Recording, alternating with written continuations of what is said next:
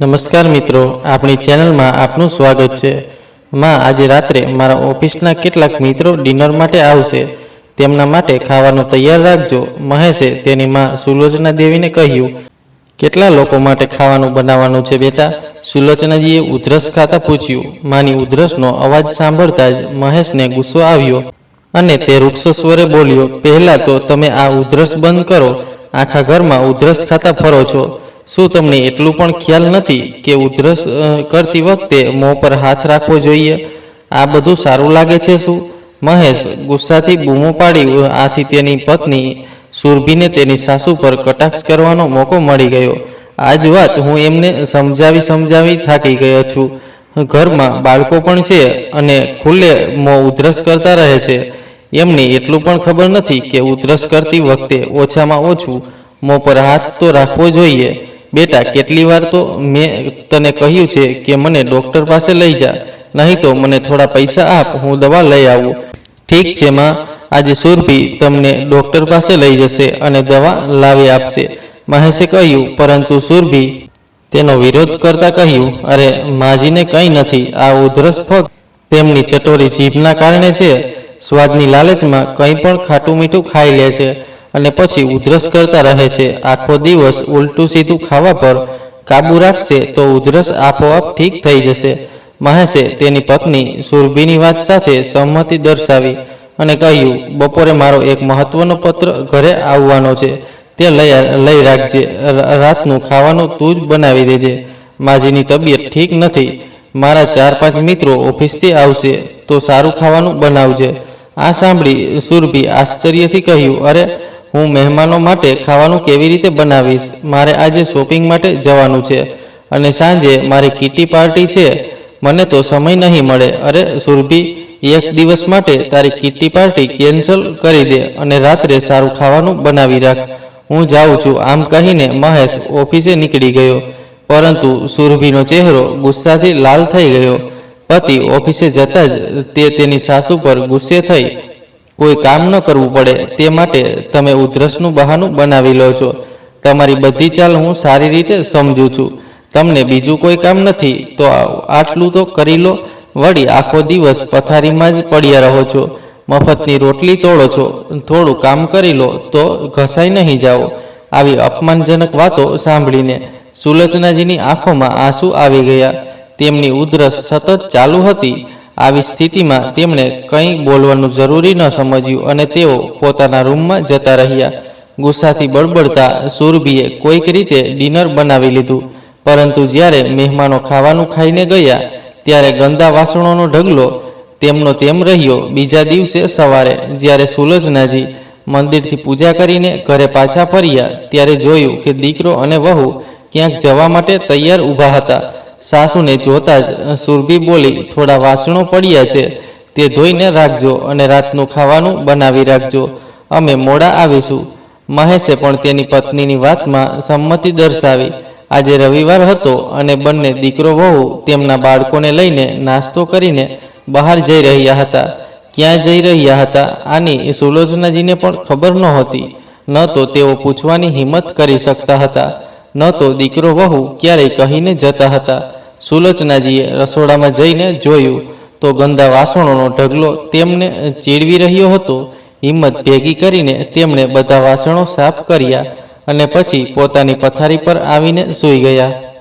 હજી 5 વર્ષ પહેલાં જ સુલોચનાજી ખૂબ ખુશીથી સુરભીને પોતાના ઘરની વહુ બનાવીને લાવ્યા હતા। તેઓ તેને પોતાની દીકરી જ સમજતા હતા, પરંતુ સુરભીએ આવતા જ ઘરનો નકશો બદલી નાખ્યો। આવતા જ તે પોતાની મનમાની કરવા લાગી અને મહેશને પણ પોતાના ચક્કરમાં લઈ લીધો। મહેશ પહેલેથી જ પોતાની માની કદર નહોતો કરતો, બાકીની કસર સુરભીએ પૂરી કરી દીધી। સુરભી આખું ઘર પોતાની રીતે જ ચલાવતી હતી, તેની મરજી વિના ઘરનું એક પણ પાંદડું નહોતું હલતું। સુલોચનાજીની સ્થિતિ ઘરમાં રાખેલા જૂના સામાન જેવી જ હતી। જ્યારે દીકરો જ તેમની કદર ન કરે તો વહુ શું કરે? મહેશ સુરભીની સામે જ સુલોચનાજીને કંઈ પણ કહી દેતો, જેના કારણે સુરભી વધુ ઘમંડી થઈ ગઈ હતી। આ ઘરમાં હવે તે જ થતું જે તેની વહુ સુરભી કહેતી। સુરભીના આવ્યા પહેલાં સુલોચનાજીએ એક નોકરાણી રાખી હતી જે ઘરનું ઝાડુ પોતું અને વાસણો કરી જતી હતી, પરંતુ સુરભીએ આવતા જ ઘરનો ખર્ચો પોતાના હાથમાં લઈ લીધો અને નોકરાણીને હટાવી દીધી, કારણ કે તેને લાગતું હતું કે નોકરાણીને પૈસા આપવા એ વ્યર્થ છે. જ્યારે ઘરમાં સાસુમાં બેઠા હોય, આ ઉંમરે હાથ પગ ચલાવવા જોઈએ. આમ કહીને તે હંમેશા પોતાની સાસુને કામે લગાડી દેતી. ભૂતકાળના પાના ફેરવતા સુલોચનાજીની તંદ્રા અચાનક તૂટી જ્યારે દરવાજાની ઘંટડી વાગી. રાત્રે બંને દીકરો અને વહુ ખૂબ મોડા આવ્યા તો સુલોચનાજીએ ખાવાનું પીરસ્યું, પરંતુ જેવા તેઓ ખાવા બેઠા, મહેશ બૂમ પાડીને બોલ્યો, આ શું બનાવ્યું છે? શાકમાં મસાલો નાખવાનું જ ભૂલી ગયા છો. શું આટલું ફીકું ખાવાનું તો દર્દીઓને પણ નથી આપવામાં આવતું માં? તમને ખાવાનું બનાવતા પણ યોગ્ય રીતે નથી આવડતું. શું આના કરતાં તો અમે બહાર જ ખાઈ લેત. આખરે આટલું કમાવું છું તે આ ફીકું અને બેસ્વાદ ખાવાનું ખાવા માટે? આમ કહીને મહેશ ડાઇનિંગ ટેબલ પરથી ઊભો થઈ ગયો અને ખાવા વિના જ સુવા ચાલ્યો ગયો. સુરભી પણ ચહેરો બનાવતા તેની પાછળ ચાલી ગઈ. મહેશનો તીખો અવાજ સુરભીને સુલોચનાજીની અંદરની હચમચી ગયા. તેઓ ચૂપચાપ પોતાના રૂમમાં આવી ગયા અને રડવા લાગ્યા. સુરભીને શું કહે? જ્યારે પોતાનો સિક્કો ખોટો હોય તો બીજાઓથી શું ફરિયાદ કરવી? કેટલાક દિવસો આમ જ નીકળી ગયા. સુલોચનાજીની તબિયત હવે વધુ ખરાબ રહેવા લાગી. માની બગડતી હાલત જોઈને એક દિવસ મહેશ તેમને ડૉક્ટર પાસે લઈ ગયો. ચેકઅપ કરાવ્યા બાદ ખબર પડી કે સતત ઉધરસ રહેવાના કારણે તેમને ટીબીની બીમારી થઈ ગઈ છે અને તેની સારવાર લાંબી ચાલશે. સુલોચનાજીની સારવાર શરૂ કરવામાં આવી. કેટલાક દિવસો સુધી તેમને નિયમિત દવાઓ આપવામાં આવી, પરંતુ પછી વધુ ખર્ચના ડરથી મહેશ દવા લાવવામાં પણ ટાળટૂળ કરવા લાગ્યો.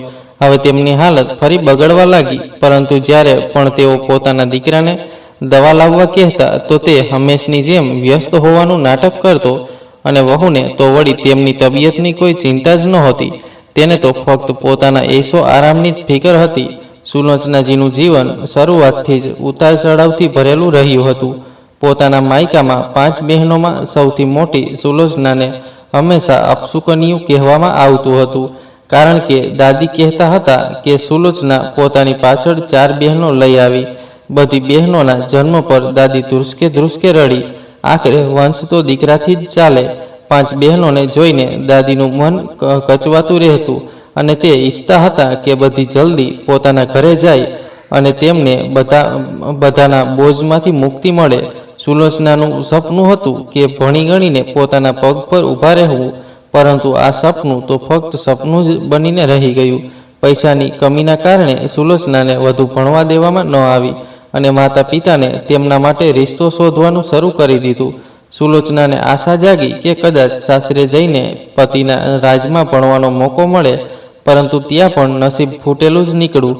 દહેજ તો હતું નહીં, તેટલે સુલોચનાને પોતાનાથી બમણી ઉંમરના વિરુદ્ધ પુરુષ સાથે પરણાવી દેવામાં આવી. સુલોચના જ્યારે લગ્ન કરીને પહેલીવાર ઘરે આવી તો જોયું કે ઘર અને દુકાન પર તો તેમના જેઠ અને જેઠાણીનો જ રાજ ચાલે છે. આખો દિવસ ઘરના કામોમાં જ નીકળી જતો હતો. જેઠાણી પર સુલોચનાને પોતાના રોફ હેઠળ દબાવી રાખતી હતી. સાસરામાં તેમની હેસિયત એક નોકરાણીથી વધુ કંઈ નહોતી, છતાં તેઓ પૂરી લગનથી કામમાં લાગેલા રહેતા હતા. સુલોચનાના પતિને તેમની હાલતથી કોઈ ખાસ લેવા દેવા નહોતા. દુકાનેથી જે પણ પૈસા લાવતા તે જુગારમાં ઉડાડી દેતા, પરંતુ સુલોચનાને તેમના સસરાનો ખૂબ સહારો હતો. થોડા સમય બાદ સુલોચનાએ તેમના દીકરા મહેશને જન્મ આપ્યો, પરંતુ તેના તરત બાદ જ તેમના સસરા ગુજરી ગયા. મહેશના પિતા રોજ શરાબ પીને આવતા. અત્યધિક શરાબ પીવાના કારણે તેઓ બીમાર રહેવા લાગ્યા. આ સ્થિતિમાં પણ ડૉક્ટરની ના હોવા છતાં તેમણે શરાબ છોડી નહીં અને લીવર ખરાબ થવાના કારણે તેમનું મૃત્યુ થયું. સુલોચના દેવી નાની ઉંમરે જ વિધવા થઈ ગયા. હવે સુલોચના એક પૈસા માટે બીજાઓની મોહતાજ થઈ ગયા હતા. આર્થિક તંગીથી પરેશાન થઈને જ્યારે સુલોચનાએ દુકાનની કમાણીનો હિસ્સો માંગ્યો તો તેમના જેઠ અને જેઠાણીએ તેમને ધક્કા મારીને તેમના દીકરા મહેશ સાથે ઘરની બહાર કાઢી મૂક્યા.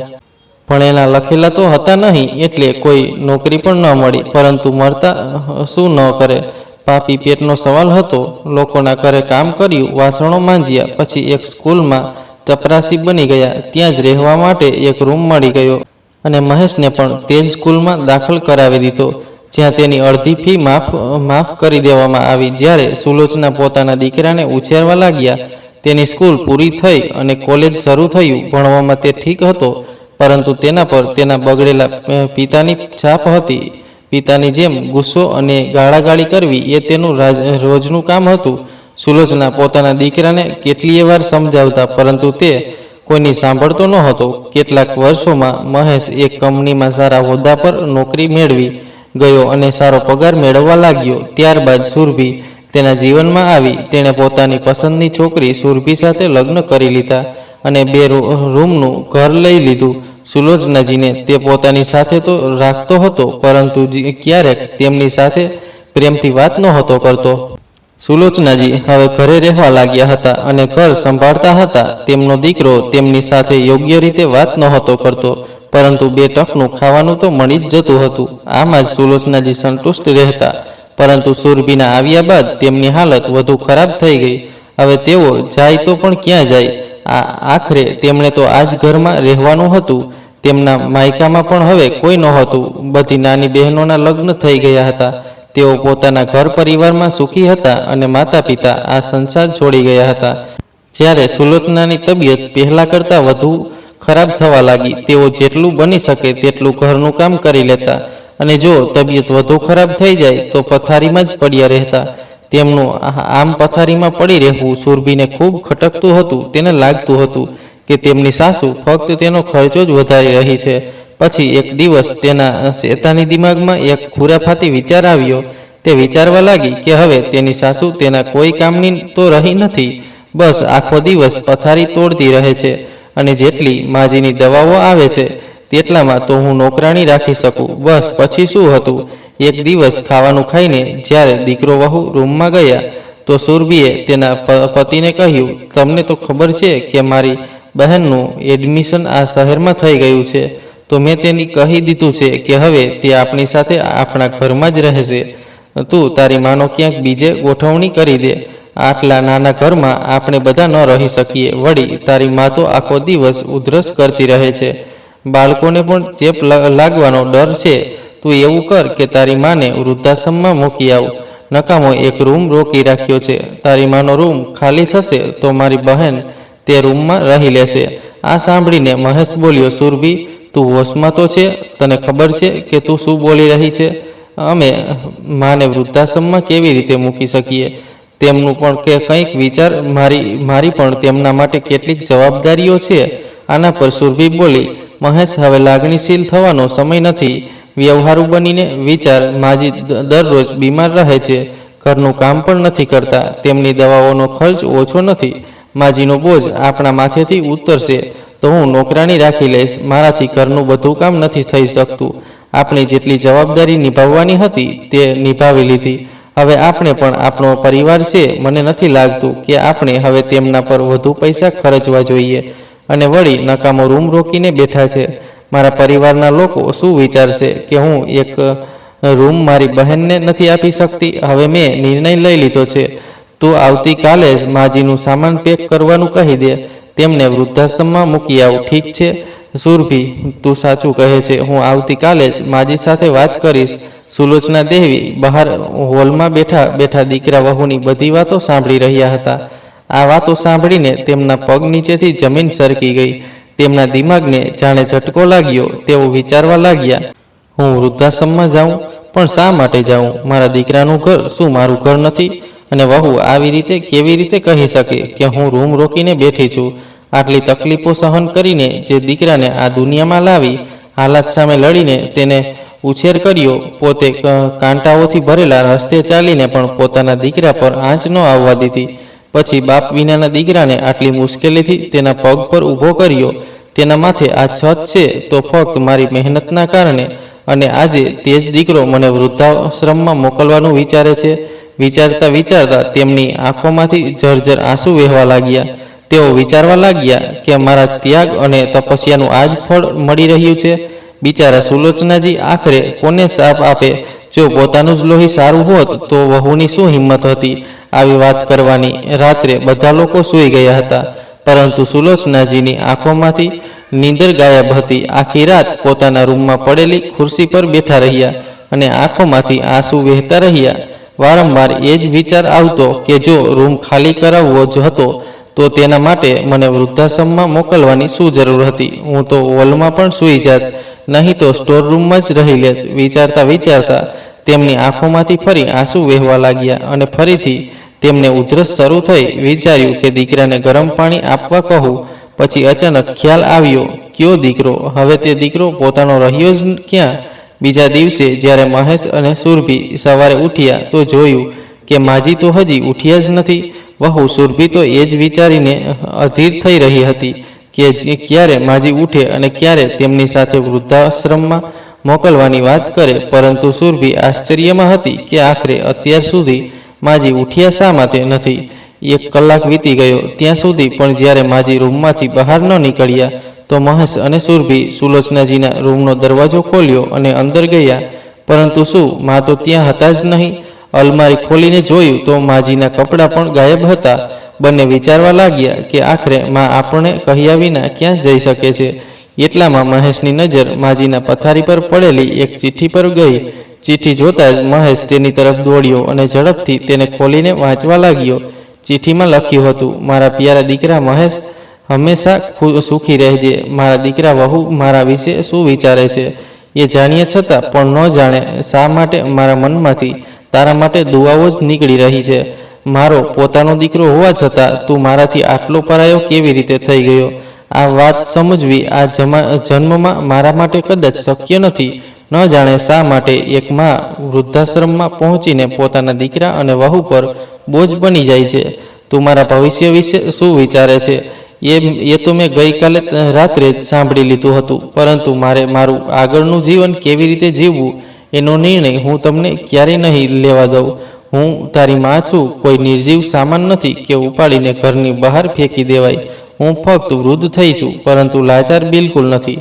હું તમારું ઘર છોડીને હંમેશ માટે જઈ રહી છું અને આશા છે કે મારા જવાથી તમારા અને તારી પત્નીના માથા પરનો બોજ પણ ખતમ થઈ જશે. તમે લોકો સુખ અને શાંતિથી જીવી શકશો. ભગવાન તમારું ભલું કરે. તારી અભાગી માં. ચિઠ્ઠી વાંચીને બે પળ માટે મહેશની આંખોમાં આંસુ આવી ગયા. તેને પસ્તાવો પણ થયો, પરંતુ ફક્ત થોડીવાર માટે. થોડીવાર પછી સુરભીની બહેન સુમી ઘરે પહોંચી ગઈ અને પછી ઘરનો માહોલ એવો થઈ ગયો જાણે કંઈ થયું જ ન હોય. રાત સુધીમાં મહેશ અને સુરભી માજીને ભૂલી ગયા હતા. ઘરમાં પાર્ટી જેવો માહોલ બની ગયો. ખાવાનું બહારથી મંગાવવામાં આવ્યું હતું અને તેઓ ખાવાનો આનંદ માણતા હસી મજાક કરવામાં વ્યસ્ત થઈ ગયા. સુલોચનાજીની પોતાના કપડાં અને થોડું સામાન લઈને ઘરમાંથી નીકળી ગયા. એક દિવસ પહેલાં જ સુલોચનાજીને તેમની વિધવા પેન્શન મળી હતી, તો સૌથી પહેલાં તેમણે તે પૈસામાંથી પોતાના માટે દવાઓ ખરીદી. તેમણે મનોમન નક્કી કરી લીધું હતું કે તેમણે શું કરવું છે. તેમણે તરત જ પોતાની નાની બહેનને ફોન કર્યો અને પોતાના માયકાના ઘરે મળવા માટે બોલાવી. ઘણા વર્ષો તે ઘર બંધ પડેલું હતું. ત્યાં રહેતું પણ કોણ? માતા પિતાને ઘણા વર્ષો થઈ ગયા. તેઓ ગુજરી ગયા હતા અને બહેનોનો કોઈ ભાઈ નહોતો જે તે ઘરની રોનક જાળવી રાખે. સુલોચનાજીની વાતોમાં પરેશાનીની ઝલક જોઈને તેમની નાની બહેને બીજી બહેનોને પણ બોલાવી લીધી. સુલોચના દેવી સીધા પોતાના ગામ ગયા. ત્યાં ગામમાં પોતાનું જૂનું ઘર જોઈને તેમની તબિયત હરી થઈ ગઈ.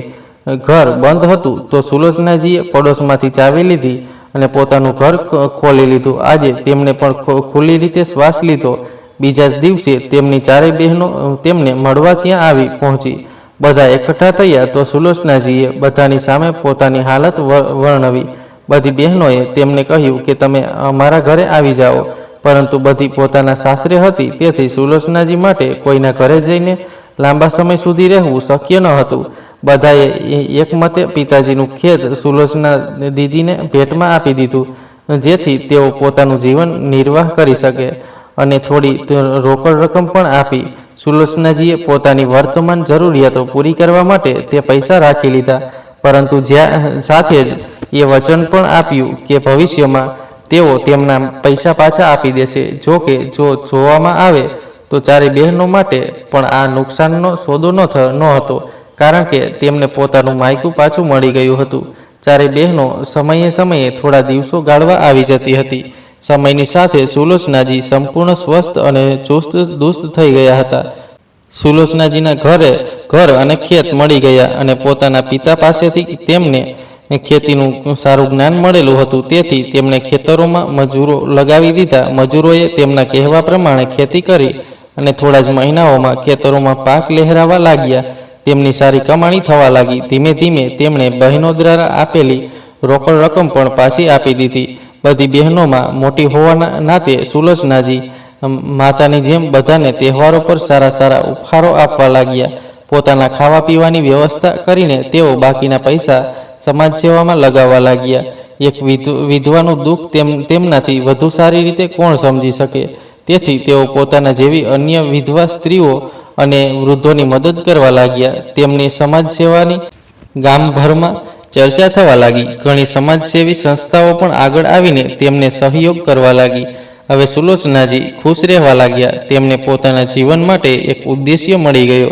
ઘણીવાર પોતાના દીકરાને યાદ કરીને તેમની આંખો ભીની થઈ જતી, પરંતુ બીજી જ પળે બધું ભૂલીને ફરીથી પૂરા જોશ સાથે કામે લાગી જતા. તેમણે પોતાને ક્યારેય નબળા પડવા દીધા નહીં. તેમણે પોતાના ઘરમાં જ છોકરીઓ માટે એક વિદ્યાલય ખોલી લીધું, જ્યાં ગામની છોકરીઓને મફત શિક્ષણ આપવામાં આવતું, જેથી ગામની છોકરીઓ પોતાના પગભર ઊભી રહી શકે અને ભણી ગણીને પોતાનું ભવિષ્ય બનાવી શકે. તેમને પોતાના પતિ કે દીકરા પર નિર્ભર રહેવું ન પડે. તેઓ નહોતા ઈચ્છતા કે શિક્ષણના અભાવે જે કંઈ તેમણે ભોગવવું પડ્યું તે ગામની બીજી છોકરીઓ સાથે પણ થાય. તેવી તેમણે ગામની બધી ગરીબ છોકરીઓને શિક્ષિત કરવાની જવાબદારી ઉપાડી. સમયની સાથે તેમણે પોતાને પણ અપડેટ કર્યા. કોમ્પ્યુટર શિક્ષણ મેળવવાની જે વર્ષો જૂની ઈચ્છા તેમના મનમાં દબાઈ રહી હતી, તે ઈચ્છા પણ તેમણે પૂરી કરી લીધી. ફક્ત 2 વર્ષની અંદર જ દીકરાના ઘરમાં વહુથી દબાઈ રહેલી સુલોચના દેવી આજે એક સુપર એક્ટિવ સમાજસેવિકામાં પરિવર્તિત થઈ ગયા હતા. સુલોચનાજીની લોકપ્રિયતા ગામથી શરૂ થઈને હવે શહેરોમાં વધવા લાગી. તેમણે નાની નાની કોશિશો દ્વારા મોટા મોટા કામો કરી બતાવ્યા. તેમણે ઘણી સંસ્થાઓને સન્માનિત કર્યા અને સહયોગ આપ્યો. ઠેર ઠેર તેમના કામોની ચર્ચા થવા લાગી. ગામના બધા લોકો માટે તેમણે એક નમૂનો સ્થાપિત કરી દીધો હતો. એક દિવસ જ્યારે મહેશે સવારે અખબાર ખોલ્યું તો પોતાની માની ફોટો અને લોકપ્રિયતા જોઈને તેનું માથું ચક્કર ખાઈ ગયું. તેમને ખૂબ મોટું સન્માન અને રોકડ રકમ આપવાની હતી. તેને પોતાની મા વિશે ખબર પડી તો તેણે સુરભીને જણાવ્યું. આના પર સુરભી મહેશને કહેવા લાગી, સાંભળો, આપણે તેમના એકમાત્ર દીકરો વહુ છીએ. તેઓ પોતાની જાયદાદ આપણને નહીં આપે તો કોને આપશે? આખરે તેમની જાયદાદ પર હક તો આપણો જ બને છે. જાયદાદની લાલચમાં બંને દીકરો વહુ ગામ તરફ તરત જ રવાના થઈ ગયા. જેવા તેઓ ઘરે પહોંચ્યા તો નોકરે જણાવ્યું કે સુલોચના દેવીજી કોઈ સમારોહનું ઉદ્ઘાટન કરવા ગયા છે, થોડી વારમાં આવશે. માની રાહ જોતા જોતા મહેશ અને સુરભી ઘરની બહાર નીકળીને ખેતરોને નિહાળવા લાગ્યા. હરિયાળા પાક ખેતરોમાં લહેરાતા હતા. બંને એ જોઈને આશ્ચર્યમાં હતા કે તેમની માએ આટલા ઓછા સમયમાં આટલું બધું કેવી રીતે હાંસલ કરી લીધું. મહેશના વિચારોમાં ડૂબેલા વિચારોને અચાનક વિરામ લાગ્યો જ્યારે તેમના કાનમાં જોરદાર હોર્નનો અવાજ આવ્યો. પાછળ ફરીને જોયું તો મહેશ અને સુરભીના આશ્ચર્યનો પાર ન રહ્યો. તેમની મા સુલોચના દેવી સ્કૂટર ચલાવીને ઘરે પાછા આવી રહ્યા હતા. સુરભી પણ જોઈને આશ્ચર્યમાં હતી કે તે બિચારી સુલોચના દેવી, જે ક્યારેક પોતાની દવા માટે પણ તેમની સામે ગીડગીડાયા કરતા હતા, તે જ સુલોચના દેવી આજે સમાજની સન્માનિત મહિલા બની ગયા હતા. તેમના ચહેરા પરથી આત્મવિશ્વાસ સ્પષ્ટ ઝળકતો હતો. પોતાના દીકરાને જોઈને એકવાર તો સુલોચના દેવીના મનમાં મમતા જાગી ઉઠી, પરંતુ પછી તે મમતાને પોતાના હૃદયના કોઈ ખૂણામાં સમેટીને દ્રઢતાથી બોલ્યા, હવે અહીં શું કરવા આવ્યો છો તમે લોકો? ત્યારે માના ચરણ સ્પર્શ કરતા મહેશે કહ્યું, માં, અમે તમને ઘરે પાછા લઈ જવા આવ્યા છીએ. તમે ગયા પછી અમે તમને ક્યાં ક્યાં નથી શોધ્યા. જ્યારથી તમે ગયા છો મારા હૃદયની શાંતિ જાણે ખતમ થઈ ગઈ છે. અમે બંનેને અમારા કરેલા કામ પર ખૂબ પસ્તાવો થઈ રહ્યો છે. માં, હવે તમે અજાણ્યા લોકો સાથે નહીં રહો. તમે તમારા ઘરમાં તમારા પરિવારના લોકો સાથે રહેશો. તમારી ખેતીની જવાબદારી મને સોંપી દો. આ જવાબદારી હું લઈ લઈશ. મારા હોવા છતાં મારી માં આટલું કામ કરે, હવે આ હું કોઈ પણ રીતે સહન નહીં કરું. મહેશનો સાથ આપવા માટે સુરભી પણ બોલી, હા માજી, હવે તમારો દીકરો અને વહુ આવી ગયા છે, તમારે કામ કરવાની કોઈ જરૂર નથી, અમે બધું સંભાળી લઈશું. સુલોચનાજી પોતાના દીકરા અને વહુને સારી રીતે ઓળખતા હતા. તેમના લાલચને તરત જ ઓળખી લીધું અને સખત શબ્દોમાં બોલ્યા, મને તમારી આવી વાતની અપેક્ષા હતી. જે પોતાની સગી માને ઘરમાંથી કાઢીને નિરાધાર કરી શકે છે, તે આ અસહાય અને બેઘર લોકો વિશે શું વિચારશે? તમને શું લાગે છે કે હું તમારી લાલચમાં આવી જઈશ? બેટા, તમારી પાસેથી જ મેં શીખ્યું છે કે દુનિયામાં સગા પણ પોતાના નથી હોતા. જે લોકોને તમે પરાયા કહો છો તે જ લોકો હકીકતમાં મારા પોતાના છે. અને હા, હવે હું એક આત્મનિર્ભર સ્ત્રી છું. મારા દીકરા અને વહુ પર બોજ નથી. આ જીવનમાં હું ખૂબ ખુશ છું. તમારી સાથે રહીને મને જે અપમાન મળ્યું તે અપમાન ખરેખર મારા માટે વરદાન હતું. સાચું કહું તો મને જીવનનો અર્થ તે ઘરમાંથી નીકળ્યા પછી જ સમજાયો. બેટા, હવે તો મને આ સન્માનભરી જિંદગી રૂચી ગઈ છે. હવે હું તમારી સાથે ક્યારે રહેવા નથી માંગતી. આ બધા લોકો જ મારો પરિવાર છે. અને જ્યાં સુધી સંપત્તિની વાત છે તો મારા જીવતા હોવા સુધી, શું મારા મર્યા પછી પણ આ સંપત્તિમાંથી તમને એક પૈસો પણ નહીં મળે.